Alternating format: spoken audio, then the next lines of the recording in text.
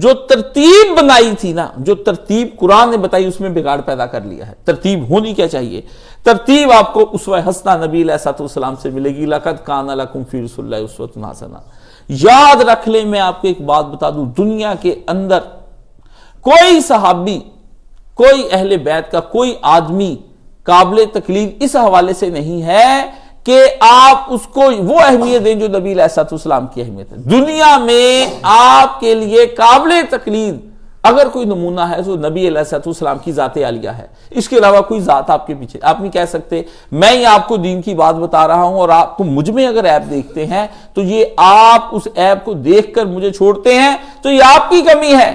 آپ کو دین کی بات سننی ہے اور اس کے لیے تقلید دیکھ کرنی ہے محمد رسول اللہ صلی اللہ علیہ وسلم کی۔ آپ کو یہ نہیں کرنا میرا لیڈر یہ کہتا ہے، میرے سیاسی رہنما مجھے یہ کہتے ہیں، میرے دینی رہنما مجھے یہ کہتے ہیں، ہمارے مولانا صاحب نے یہ فرمایا ہے، ہمارے حضرت صاحب نے فرمایا ہے، شیخ المشائخ نے یہ فرمایا ہے، ہمارے غوث۔ نہیں، یہ آپ نہیں کہہ سکتے کسی صورت میں۔ اسلام کہتا ہے دین کے فہم کی ایک ترتیب ہے۔ اب ترتیب سنیے آپ کے فہم کی۔ سب سے پہلے آپ جہاں سے دین لیں گے وہ خود قرآن مجید ہے، خود قرآن مجید ہے۔ دنیا کی کتابوں کے مطالعے ہو رہے ہیں، ہر آدمی ہمارے پاس آتا ہے، جناب ہمیں یہ بتائیے کہ ہم کون سی کتاب کا مطالعہ کریں۔ اللہ وہ آدمی مجھ سے پوچھ رہا ہے جو ایمان محمد رسول اللہ صلی اللہ علیہ وسلم پر لایا ہے، اور کتاب مجھ سے پوچھ رہا ہے میرے بھائی تیرے یہ سوال کے پیچھے چھپا کیا ہے؟ تو اس کتاب کو لے جس پر تو ایمان لایا ہے، اسی کے اوپر ایک کتاب اتری تھی، تجھے اسی کتاب کو لے کر چلنا ہے۔ تو ایمان مجھ پر نہیں لایا، اس لیے مجھ سے کتاب کیوں سلیکٹ کرواتا ہے؟ کتاب تم نے جس شخصیت کو سلیکٹ کیا، رہنما اپنا بنایا، تو وہ شخصیت اللہ نے بغیر کتاب کے نہیں آپ کو بھیجی ہے۔ رسول اللہ کی زبان مبارک حق ترجمان ہے، جو حق نے چاہا وہ اللہ کے نبی کی زبان پر جاری فرما دیا۔ جو حق نے چاہا وہ اللہ نے اپنی مدعا، اپنی چاہت اپنے قرآن میں رکھ دی، اور پیارے نبی علیہ السلام کے قلب اقدس پر اتارنے کے بعد وہ امانت آپ کو من و ان رسول اللہ نے ویسے ہی آپ کو دے دی۔ نہ نبی نے اس میں تخفیف کی، نہ نبی نے اس کے اندر کوئی ترمیم کی، نبی نے وہ امانت ویسے ہی لی اور ویسے ہی آپ کے سامنے رکھ دی، اور بھرپور تفسیر کے ساتھ رکھی۔ اور بھرپور تفسیر کے ساتھ کوئی آدمی پوچھے کہ نبی علیہ السلام کی جو امانت ہے اس کی تفسیر کیا ہے، آپ سے کوئی پوچھے کہ نبی علیہ السلام نے جو تفسیر کی ہے وہ کیا ہے، تو اس کو میں آپ کے سامنے کہوں گا کہ اقوال نبوت، افعال نبوت، نبی کے قول اور نبی کے کہے ہوئے سارے کام قرآن مجید کی تفسیر ہے۔ اس سے بڑی تفسیر کوئی اور نہیں ہے۔ خود خلق محمدی صلی اللہ علیہ وآلہ وسلم نبی علیہ السلام کی ذات جو ہے، آپ کے اخلاق ہوں یا آپ کا کردار، آپ کے منہ سے نکلے ہوئے جملے ہوں یا آپ علیہ السلام کے اعمال، یہ سب قرآن مجید کی تفسیر ہیں۔ یہ سب قرآن مجید کی تفسیر ہے۔ قرآن کی تفسیر الگ سے لکھنے کی رسول اللہ کو ضرورت نہیں تھی۔ رسول نے جو قرآن نے چاہا اس پر عمل کر کے پوری دنیا کو دکھا دیا، اور ڈنکے کی چوٹ پر دکھایا۔ نبی نے اپنے حجرے کے اندر نہیں عمل کر کے دکھایا، نبی نے میدان ہو جہاد کے یا مسجد کے، نبی نے دونوں جگہوں پر لوگوں کے سامنے واضح ہو کر عمل کر کے دکھایا کہ یہ میں عمل کر رہا ہوں اور اس کے مطابق تم اپنی زندگی کو ڈھال لو۔ یہ ہے اصل چیز۔ قرآن پہلا، آپ یہ دیکھیے کہ ایمانداری سے بتائیے کہ مدتیں ہو گئی ہوں گی آپ کو قرآن ناظرہ پڑے ہوئے، اور قرآن مجید کا اصل ترجمہ تو آپ کے ہاں سے مفقود ہی ہو چکا ہے، یہ ختم ہی ہو چکا۔ قرآن گھر میں 10 ہیں، سعودی عرب سے قرآن نت نے لا کے اب اتنی کمپنیاں اور اعلیٰ قسم کا قرآن چھاپ رہی ہیں۔ جتنا قرآن اعلیٰ چھپتا چلا جا رہا ہے اتنا ہی آج کا مسلمان قرآن سے دور ہوتا جا رہا ہے۔ جب قرآن پتوں پہ لکھا جاتا تھا، جب قرآن ہڈیوں پہ لکھا جاتا تھا، جب قرآن نبی کے سامنے جھلیوں پر لکھا جاتا تھا، جب کھالوں پر لکھا جاتا تھا، تب قرآن پڑھا جاتا تھا، عمل ہوتا تھا۔ آج قرآن افسٹ پیپر پر، نرم ملائم خوبصورت پیپروں پر چھپتا ہے، آج قرآن اتنا ہی پڑھا نہیں جا رہا۔ تمہاری جھلیاں، تمہارے یہ افسٹ پیپر ان کھالوں کا مقابلہ نہیں کر سکتے جو صحابہ کرام نے اپنے نبی کے سامنے یاد کر کے، اور لوگ اس کو یاد کرتے تھے اس وقت قرآن مجید کو سینوں میں، اور لوگوں نے یہ چاہا۔ حفظ قرآن کہاں سے آیا؟ حفظ قرآن یہاں سے آیا کہ لوگوں نے کہا میرے رب کے لفظ آئے ہیں۔ لوگوں نے کیا چاہا کہ میرے رب کے، میرے مالک کے، میرے بادشاہ کے لفظ آئے ہیں، اگر میں نے لکھے اور لکھنے کے بعد وہ لکھی ہوئی چیز ضائع ہو گئی تو میں تو ایک دنیا کا سب سے محروم آدمی مانا جاؤں گا. میں وہ غلام قابل اعتبار کہاں میں اپنے رب کے حکم ڈھونڈتا پھروں گا. تو لوگوں نے اپنے رب کی محبت میں اپنے رب کی باتوں کو زبانی حفظ کر لی, اپنے دلوں میں جگہ دے لی کہ کب دل سے تو کوئی نہیں مٹا سکے گا, حافظوں سے تو کوئی نہیں مٹا سکے. یہ ہے حفظ قرآن کی ابتدا. لوگوں کو کیا پتا حافظ قرآن کیا ہوتا ہے, حفظ قرآن کیا آغاز کیوں ہوا, حفظ قرآن کس بنا پر کیا گیا, کس وجہ سے کیا گیا حفظ قرآن. یہ تھا کہ لوگوں کو اپنے مالک کی جب پہچان ہوئی, اس کی معرفت ہوئی, اس کی شناخت ہوئی, اس تک پہنچنے کی کوشش کی لوگوں نے, تو ایک ہی راستہ نظر آیا کہ وہ یہ ہے کہ اپنے رب کے کلام کو حفظ کر لیا جائے. تو لوگوں نے چاہا کہ یہ حفظ کہیں مٹ نہ جائے. اور پھر یہ حفظ کی خوبصورتی یہ ہے کہ لوگوں نے یہ بھی, صحابہ کرام نے یہ چاہا. دیکھیں صحابہ و اہل بیت کی شان اس قدر بلند اس حوالے سے ہے کہ انہوں نے چاہا کہ اگر زندگی میں مجھے کبھی بھی اپنی طور پر کسی مسئلے میں رہنمائی کی اگر ضرورت پڑ گئی تو پھر مجھے یہ بتائیے کہ میں یہ کہاں سے رہنمائی, کیا لکھے قرآن کو تلاش کروں گا؟ سفر میں لکھے ہوئے قرآن کو تلاش کروں گا؟ نہیں. میرے پاس جب قرآن ہی نہیں ہے تو پھر کیا ہوگا؟ حفظ کیا ہوگا. وہ اس نے کہا تھا کہ ہم نے بھی اپنے دل کے اندر یار کی صورت بنا لی ہے. دل کے اندر کیا بنا لی؟ یا جو ہے, جو ضرورت پڑی ذرا دیر کی تو گردن جھکائی اور دیکھ لیا, گردن جھکائی تو دیکھ لیا. یہی حفظ قرآن ہے کہ ہم نے اپنے دلوں کے اندر اپنے رب کے کلام کو جگہ دے لی اور اسی کے ساتھ اپنا دل بھر لیا. اسی کے ساتھ ہم نے کیا کر لیا؟ بھر لیا. یہ ہے حفظ قرآن. اور جب ہمیں ضرورت پیش آئی تو ہم نے اندر سے, دل کے اندر سے قرآن کو نکالا اور اس سے رہنمائی لے لی اور پھر قرآن کو قرآن کے اندر رکھ دیا. اپنے اندر ہی ایک ایپ ڈاؤن لوڈ کر لی قرآن مجید کی دل کے اندر. اللہ جن لوگوں کے یہ معرفتی قرآن کے حفظ کرنے کی آج کی طرح کی نہیں تھی کہ ایک لڑکے کو حافظ بنا دو اور باقی مشٹنڈوں اور گنڈوں کو سب کے سب کو وہ ان کو بخشوا دو بھی تمہاری 7 نسلیں بخشی جائیں گی. ابے کو سونے کا تاج, ابا لفنٹر روارا, اماں سرخی پاؤڈر لگا کے پھرتی ہے, نہ خدا رسول کے احکامات کی پابند ہے, اور یہ دونوں مفت میں جنرل حفظ کوئی کرے, یاد کوئی کھائے, کاری کے ڈنڈے کوئی کھائے, یہ دونوں فری میں سونے کا تاج پہنتے پھرے. ایسا ناممکن ہے. اللہ کے رسول کی طرف یہ منسوب جتنی حدیثیں ساری کی ساری جھوٹی ہیں, ایک بھی ان میں سے صحیح نہیں ہے, ایک بھی اس میں سے صحیح نہیں ہے. حافظ وہ ہے جو اپنے قرآن کی حفاظت کرے, اور حفاظت قرآن سوائے اتباع کے کسی اور شے کا نام نہیں کہ کوئی کسی چیز اپنے قرآن کی اتباع کرے گا تو حفاظت مانی جائے گی, اگر اتباع نہیں کی تو قرآن کی حفاظت ہی مانی جائے گی. کوئی حفاظت. کیا لفظوں کے رٹنے کا نام تو ہے؟ آپ میں سے کبھی کسی انسان نے طوطے کو انسان مانا؟ طوطے کو کون کبھی کسی نے انسان؟ کتنی ہی باتیں طوطا کرتا چلا جائے, کتنے ہی اچھے سے اچھے جواب دیتا جائے, کتنے ہی پیارے پیارے جملے بولے, لیکن کوئی آدمی کہتا ہے کہ یہ طوطا انسان ہے؟ ہاں, کبھی کسی نے کہا میرا وارث میرے مرنے کے بعد میرا طوطا ہوگا؟ نہیں, کیونکہ اسے رٹا ہے, اس نے رٹا ہوا ہے. تو جو لوگ قرآن کو صرف رٹتے ہیں تو کیا وہ قرآن کی حفاظت کر رہے ہیں؟ وہ حافظ قرآن مانے جائیں گے؟ نہیں. رٹنا اس کی ابتدا ہے, حفاظت اس کی اتباع ہے. جو آدمی اتباع کرتا ہے وہ قرآن کی طرف چلتا ہے. تو پہلی چیز ہماری تھی قرآن مجید. اگر آپ نے کوئی دینی فہم, یہ جب تک تحریکوں کے اندر قرآن مجید کا دورہ نہیں کرایا جاتا دن رات, اور دن رات آپ کے ہاتھ میں قرآن مجید نہیں آتا اور آپ کے ہر وقت ہاتھ میں قرآن نہیں ہوتا, تو اتنی دیر تک آپ کا قرآن, اس کی پہلی شکل قرآن کا ناظرہ ہے. اس کی پہلی شکل قرآن کا, اپنا ایک قرآن بنائیے اور اس قرآن کو تعدم مرگ, یہ نہیں کبھی اس قرآن سے شروع کر لیا کبھی اس قرآن سے شروع کر لیا. آپ کا ایک قرآن ہو جو سفر میں, حضر میں, دن اور رات میں, آپ جب سو رہے ہوں تو آپ کے سرحانے میں قرآن مجید رکھا ہوا ہو, اور جب جی چاہے آپ اس کو کھول کر اس میں سے اللہ سے رہنمائیاں لے لیں, یہ آپ کا ہے. جب آپ کے سفر نہ حضر میں کسی صورت میں, ایک صاحب پوچھنے لگے آپ کے پاس, میں نے کہا میرے سارے سفروں کے اندر اتنا سا قرآن مجید میری ہر وقت پاکٹ کے اندر رہتا ہے کہ کسی وقت بھی کسی مقام پر بھی مجھے ذرا فرصت ہوتی میں سے کھول کر پڑھ لیتا ہوں. اور بعض اوقات مجھے ضرورت ایسی پڑتی, میں نے ایسے انڈیکس والا قرآن لیا ہے کہ آیت ڈھونڈنی پڑتی تو انڈیکس میں سے دیکھ کے اسی وقت فوری طور پر دیکھتا ہوں کہ سفر میں اس کی ضرورت پڑے گی, قرآن کیا کہتا ہے اس بارے میں. الحمدللہ خدا نے مجھے ایک ایسا نسخہ عطا فرمایا ہے, بڑی مدتوں کے بعد وہ مجھے حاصل ہوا سعودی عرب سے, اب وہ میرے سرحانے پڑا رہتا ہے. اسے کھولتا ہوں, پڑھتا ہوں, اس میں تدبر کرتا ہوں, چھوٹی چھوٹی تفسیر اس کے اندر. تو قرآن اصل چیز ہے, قرآن اصل چیز ہے. اگر آپ کا اپنا ذاتی نسخہ نہیں نا ابھی تک کسی کے پاس, تو اپنی خیر منا لے, اپنی خیر منا لے. جس کے پاس ذاتی نسخہ نہیں قرآن مجید کا, ہیں اللہ اکبر، کیا وقت تھا. ایک تابعی نے مرنے کے وقت اپنے بیٹے کو بلایا، اپنی کوٹھڑی میں داخل کیا، اور پتر ہاں جی ابا دنیا سے جا رہا ہے. ہاں انہوں نے کہا اچھا ابا جی دنیا سے جا، ابا جی بتائیے. کہا پتر اس کوٹھڑی کے اندر کوئی گناہ نہ کری، یہ وراثت میں تجھ کو دے کے جا رہا ہوں. تیرے ابے نے 18,000 مرتبہ اس میں قرآن مجید ختم کیا. 18,000 اس گھر کے اندر گناہ نہ کری. تیرے باپ نے حفظ کے اندر 18,000 دفعہ قرآن مجید یہاں ختم کیا دن رات خدا کے اندر.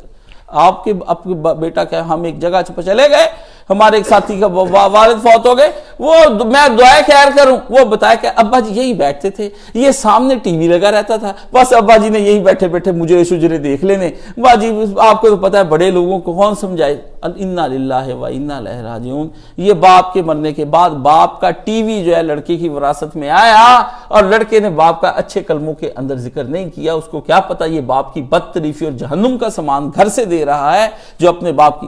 باپ یہ ہوتے تھے کہ ان کے قرآن آپ کو وراثتوں میں ملتے تھے، جائے نماز ملتے تھے، باپ کی تسبیحاں ملتی تھی. لوگ اپنی ماں کے قرآن سنبھال کے 4 نسلوں میں رکھتے. میرے دادے کا قرآن ہے، میرے باپ کا قرآن، میری ماں پڑھا کرتی تھی. اب آپ کے پاس نہ ذاتی قرآن ہے، نہ ماؤں کے قرآن، نہ باپ کے قرآن. قرآن کا جو حشر آپ نے کر دیا وہ بربادی لازم ہو گئی. اب یہی صورتحال ہے.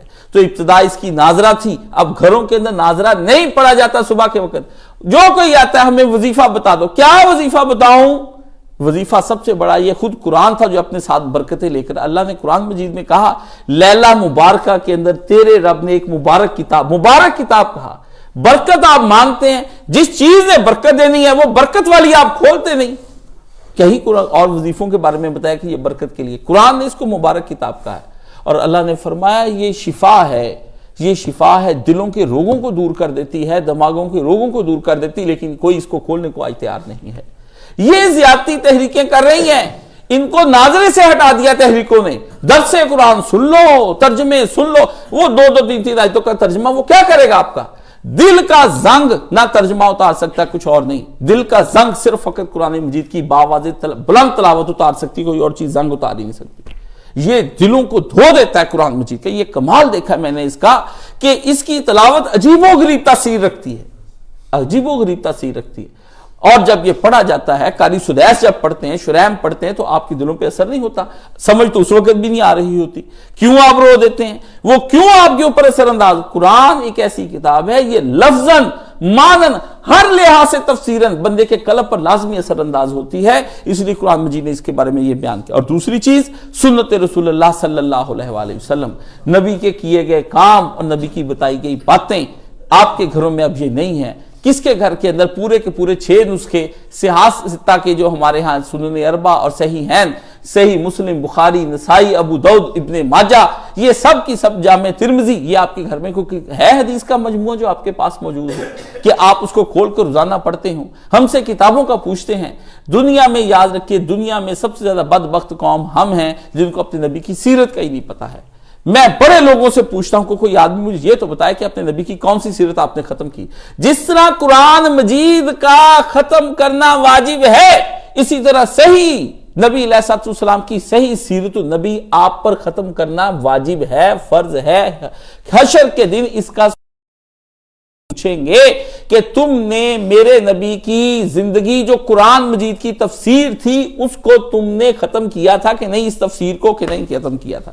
نبی کی زندگی نہ کہیں، یہ قرآن مجید کی تفسیر ہے. اما عائشہ صدیقہ رضی اللہ تعالیٰ عنہ سے پوچھا گیا، پیاری اما جان، پیارے نبی علیہ السلام کی زندگی کے حالات، قوائف، کردار، اخلاق، اس کے بارے میں کچھ بتائیے. نبی کا چال ڈھال، نبی کا اٹھنا بیٹھنا، کھانا پینا، سونا جاگنا، یہ سب میرے نبی علیہ السلام کیسے کرتے؟ کہا پتر کیا تو قرآن نہیں پڑھتا؟ اس نے کہا اماں پڑھتا ہوں. فرمایا تیرا نبی قرآن کے خلاف کرتا ہی کچھ نہیں تھا.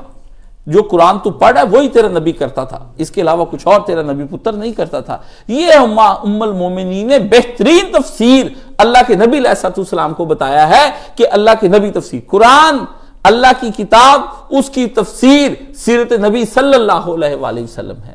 یہ دو چیزوں کے ذریعے جب آپ کو پکی سیرت، کچی سیرت نہیں، روایات نہیں کہ مائی حلیمہ نے ادھر کو جو ہے وہ بکریاں بھیج دی تھی، آتش کدہ ایران بجھ گیا تھا، بت سجدے میں گر گئے، فلانے نے یہ کر دیا، حضور کی دادیوں کے نام اتنے ہیں، نانیوں کے اتنے ہیں، چاچے اتنے، یہ سیرت نہیں ہے، یہ تو نبی کا نسب نامہ ہے، یہ تو نبی کا نسب نامہ ہے۔ حضور کے اتنے گھوڑے تھے، اتنی تلواریں تھیں، حضور کا نسب نامہ بیان کرنا شروع کرو، نبی علیہ السلام کا حتی آدم تک جاؤ۔ اللہ نے کہا آپ کو، اللہ نے بتایا یہ نسب نامہ؟ اللہ نے کہا محمد رسول اللہ عبدہ و رسولہ، دو باتیں اللہ نے بتائی۔ آپ، اللہ نے کہا محمد صلی اللہ علیہ وآلہ وسلم، محمد یہ نام بتایا پہلے آپ کو، اسم نام نامی، اسم گرامی، فرمایا محمد نام کا ایک آدمی ہے، وہ کیا ہے؟ عبدہ، اس کے اندر دو صفتیں ہیں، ایک تو یہ ہے کہ وہ تیرے رب کا حقیقی بندہ ہے، ورسولہ، دوسری بات یہ ہے کہ اس نے جو بندگی کی ہے، اس بندگی کرنے کے بعد اللہ کے کچھ پیغامات ہیں وہ تم تک پہنچا رہا ہے۔ یہ نبی کا انٹروڈکشن اللہ نے کروایا۔ اب آپ بتائیے کہ اب آپ کو نبی کی ایک طرف پڑھنی کہ نبی کیسے عبد بنے، کیا کیا کام کیے جسے اللہ نے اپنے کو سبحان الذی اسری بعبدہ، اللہ اپنے بندے، ایک طرف یہ دیکھے کہ محمد عبد کیسے بنے، یہ آپ کی زندگی ہے۔ اگر کسی نے یہ نبی کی سیرت کو تلاش کیا کہ نبی علیہ السلام عبد کیسے بنتے تھے، اللہ کے بندے کیسے بنتے تھے، اللہ کے غلام کیسے بنتے تھے، وہ بھی سیرت کو پا گیا۔ اور جس نے یہ ہوا کہ رسول اللہ، رسول کیسے بنے، ہم تک حضور نے کیا کہا، کیا پہنچایا اپنے رب کو، وہ بھی رسول کی سیرت کو پا گیا۔ رسول کی سیرت دو چیزوں سے باہر نہیں، یا عبدیت کو سیرت کہو گے یا رسالت کو سیرت کہو گے، باقی زوائد ہیں، باقی حاشیے، پیپر کے اندر اصلی چیز کیا ہوتی ہے، اس کا حقیقی جواب، اور اس کے بعد آپ سائڈوں پہ حاشیہ، پھول نگاریاں بناتے ہیں، لکھائی اور خوشخطی آپ اچھی کرتے ہیں، سوال لکھتے ہیں کالے مارکر سے، جواب لکھتے ہیں نیلے سے کہ دیکھنے میں دیدہ زیب اور خوش دلکش اور خوبصورت نظر آئے، لیکن کیا اس خوبصورتی اور دیدہ زیبی اور اس کے حاشیوں اور اس کے پھولوں کو دیکھ کر کبھی کسی نے آپ کو مارکس دیے ہیں؟ نہیں، وہ حقیقی جواب دیکھتا ہے کہ اس نے حقیقی طور پر جواب لکھا ہے یہ نہیں، جو اصل جواب اس کا بنتا ہے۔ اس لیے زوائد کو اکٹھا کر کے کوئی آدمی کہ ہمارے نبی نے یہ معجزے کر دیے، ہمارے نبی کے ہاتھ پہ یہ ہوا، آپ کی ہاتھ لگنے سے دودھ جو بڑھ گیا، یہ باتیں نبی کی نبوت کو ثابت کرتی کہ یہ نبی ہے، لیکن نبی حقیقت میں کرنے کیا آیا اور بتانے کیا، یہ اس کو ثابت نہیں کرتی ہیں، یہ اس کو ثابت نہیں کرتی ہیں۔ اس لیے آپ نے دینی فہم کے اندر خرابی پیدا کر لی، پہلے قرآن مجید چھوڑا، بعد میں سیرت نبی چھوڑی، اور آخر میں آ جاتا ہے کہ کوئی نیا مسئلہ دین میں آ جائے تو آپ کو اس کے بارے میں اجتہاد کرنا ہوتا ہے، جو آپ کے علماء کا کام ہے کہ وہ سوچیں کہ ہمیں قرآن اور سنت کو سامنے رکھ کر اجتہاد کریں گے، اور یہ موجودہ دور میں ہم کس طرح سے دین کے فہم کو لے کر چلتے ہیں، یہ اصل میں ہے۔ لیکن ہوا کیا؟ ہوا یہ کہ پھر یہ ہوا کہ یہ ترتیب آپ نے الٹ دی، یہ ترتیب آپ نے الٹ دی۔ آپ نے پہلے تو اپنی زندگی اپنی مطلب سے گزارنی شروع کر دی، اجتہاد کرنا شروع، اجتہاد تا آخر پر آپ نے اجتہادی زندگی شروع کر دی۔ مجھے فلانا اچھا لگتا ہے، مجھے فلانے کی آواز اچھی لگتی ہے، فلانے کا سٹائل اچھا لگتا ہے۔ اللہ نے کہا آپ کون ہوتے ہیں یہ بات کا فیصلہ کرنے والے؟ آپ تحمل سے اس بات کو سنیے۔ اجتہاد کیا ہوا؟ آج دین کے اندر یہ غامدی اور دیگر لوگ آپ دیکھتے ہیں من مرضی کے مسئلے کرے جا رہے ہیں، من مرضی کے مسئلے کرے جا رہے ہیں، کریں آپ جی، میں نے یہ سوچا، میرا فہم یہ کہتا ہے، میرا احساس یہ کہتا ہے۔ تم کون ہوتے ہو یہ فہم اور احساس نصوص کے مقابلے میں لانے والے؟ تم کون ہوتے ہو نبی کی کرسی پر بیٹھنے والے؟ تم کون ہوتے ہو رسول اللہ صلی اللہ علیہ وسلم کی باتوں کو توڑنے موڑنے والے؟ ڈائریکٹ احکامات جو آ گئے، کیا پیغمبر صلی اللہ علیہ وآلہ وسلم کی زبان اقدس اتنی بھی فصیح نہ تھی کہ وہ تم تک سارے وہ احکامات بیان ہی پہنچ جاتے جیسا کہ صحابہ کو بتائے تھے؟ اتنے بھی فصیح نہ تھے کہ جو تم آج اس کی ایسی تشریحات کر رہے ہو، جو خدا اور رسول اور جبریل پر داغ اقبال نے کہا تھا خدا، رسول اور جبریل تینوں حیران ہیں، ملا جو دین کی تفسیر کر رہے ہیں یہ تو ہم نے کبھی کہی نہیں، یہ کون سی تفسیر ہمارے سامنے آ گئی ہے، یہ کون سی تفسیر ہمارے سامنے آ گئی؟ ہاں، اور اس کے بعد پھر آپ نے کیا کر لیا؟ سنت رسول۔ دوسرے مقام پر پھر آپ نے مرضی کی سنتیں بنا لی، مرضی کی سنتیں بنائی، جو یہ کام نہیں کرتا وہ مسنون نہیں ہے، جو یہ نہیں کرتا یہ نہیں ہے، مرضی کی سنتیں، مرضی کے معجزے، جب جی چاہے میلاد النبی کھڑکا دو، کر دو، ہاں، کسی کو کیا اس میں من مرضی کے گانے لگاؤ، ناچو گاؤ، کھاؤ پیو، حب رسول کے ایک نئے تقاضے پیدا کر دیا آپ نے جو کہ حب رسول کے تقاضے نہیں ہیں۔